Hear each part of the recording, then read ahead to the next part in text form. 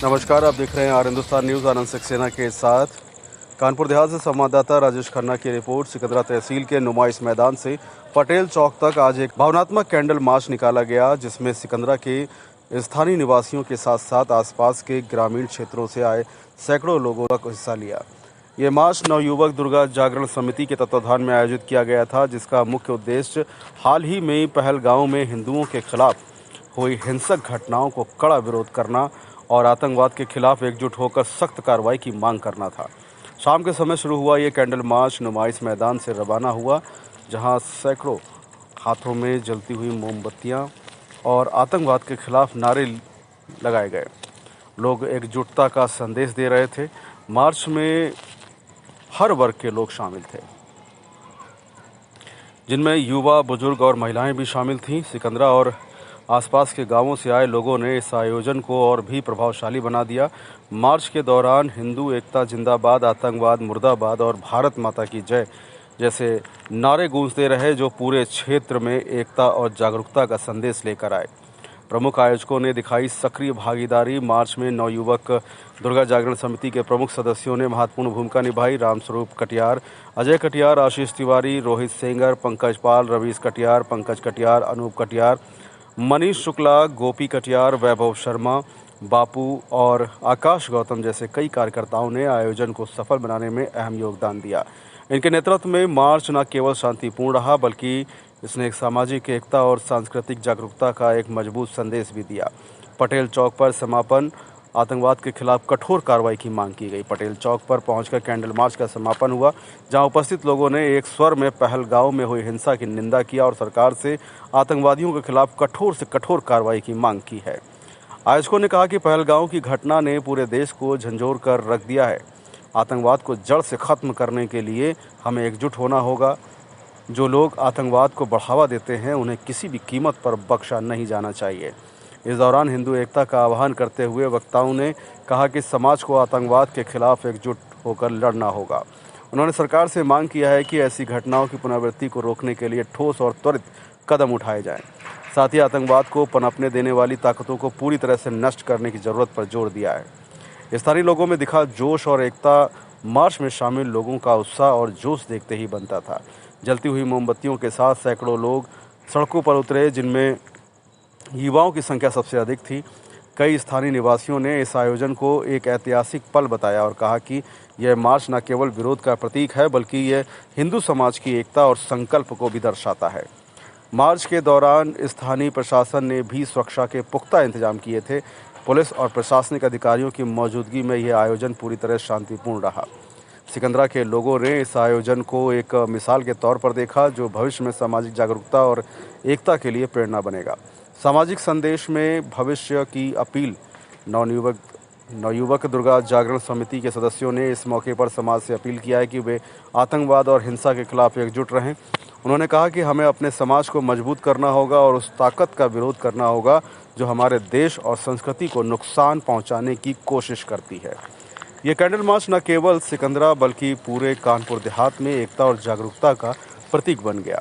इस आयोजन ने न केवल स्थानीय लोगों को एक मंच प्रदान किया, बल्कि यह भी दिखाया कि समाज एकजुट होकर किसी भी चुनौती का सामना कर सकता है। सिकंदरा का यह कैंडल मार्च निश्चित रूप से एक ऐसी घटना के रूप में याद किया जाएगा, जिसने न केवल विरोध को आवाज़ दी, बल्कि एकता और संकल्प की मिसाल भी कायम किया। फिलहाल आप सुरक्षित रहिए, जुड़े रहिए आर हिंदुस्तान से। नमस्कार। आपका परिचय? मैं आशीष तिवारी, जिला संपर्क प्रमुख, राष्ट्रीय स्वयंसेवक संघ, जिला पकराया, प्रांत कानपुर, पेशे से अधिवक्ता हूँ। जी, आज का जो कैंडल मार्च निकाला गया, इसका क्या उद्देश्य? आज का कैंडल मार्च जो विगत दिनों में पहलगाम में 27 हिंदुओं की निर्मम हत्या हुई है और आतंकवादी पाकिस्तान द्वारा पोषित आतंकवादियों द्वारा केवल जात पूछकर हिंदुओं की हत्या की गई है, उससे संपूर्ण भारतवर्ष में आम जनमानस में बहुत ही रोष और गुस्सा व्याप्त है और उसी गुस्सा और रोष को प्रकट करने के लिए ये कैंडल मार्च उन शहीद आत्माओं की शांति के लिए निकाला गया था। आपको क्या लगता है, इस तरह की घटना से क्या दर्शाना चाहते हैं? इस तरीके की घटना ये पाकिस्तान प्रायोजित घटना है और पाकिस्तान द्वारा पोषित आतंकवादियों द्वारा कारित घटना है, जिसके बारे में आज देश के प्रधानमंत्री नरेंद्र मोदी ने बिहार की धरती पर अपनी जनसभा के दौरान स्पष्ट रूप से कहा है कि आवश्यकता से ज्यादा दंड उन लोगों को मिलेगा जिन्होंने घटना को कारित किया है, और उस जमीन को भी दंड मिलेगा जहां से आतंकवाद पोषित हो रहा है। जी, आप हिंदुओं को क्या अपना संदेश देना चाहते हैं? मैं हिंदुओं को ये संदेश देना चाहता हूँ, जाति बंधन में बढ़कर हिंदू कमजोर ना हो, और केवल एक नारा है, जात पात की करो विदाई, हिंदू हिंदू भाई भाई। जी, आप सरकार से अपनी बात किस तरह से कहना चाहेंगे? मैंने सरकार को द्वारा नगर पंचायत अध्यक्ष एक ज्ञापन भी भेज दिया है, एक उप जिला मजिस्ट्रेट को ज्ञापन दिया है, और कल प्रातः कानपुर देहात के समस्त हिंदू जनमानस माननीय जिलाधिकारी महोदय के माध्यम से राष्ट्रपति को प्रार्थना पत्र प्रेषित करेंगे। यदि आप प्रधानमंत्री होते तो आप इस पर क्या करते? यदि मैं प्रधानमंत्री होता तो अपने देश को सुरक्षित रखने के लिए प्रत्येक वो उपाय करता कि जहां से, जिस धरती से ये आतंकवाद पल पोषित रहा है, वहां का ऐसा वातावरण कर दें कि भविष्य में कोई भी आतंकवादी वहां न जन्म ले सके। आपका परिचय? अजय कटियार। ये जो कैंडल का कार्यक्रम किया गया, क्या कारण? यह जो है पहलगांव हमले में जो धार्मिक आतंकवाद हुआ है जी, इसमें 28 हिंदुओं की नाम पूछ के जो हत्या की गई है जी, इसके विरोध में ये कैंडल मार्च निकाला गया। क्या लगता है इस तरह की घटनाएं क्यों घटित की जाती हैं? इस तरह की घटनाएं जो है ये धार्मिक उन्माद है जी, और भारत के विरोध में जो है हिंदुओं के लिए जो उनका एक फतवा जारी करने का या जो इस तरह का धार्मिक सिलसिला है, इसी की बदौलत ये लोग जो है धर्म पूछ के जो उन लोगों ने गोलियां मारी हैं, उसी के विरोध में जो है ये कैंडल मार्च निकाला गया। और इस तरह की घटनाएं जो है ये धर्म के लेके ही हो रही हैं। कैंडल मार्च निकालकर आप क्या संदेश देना चाहते हैं?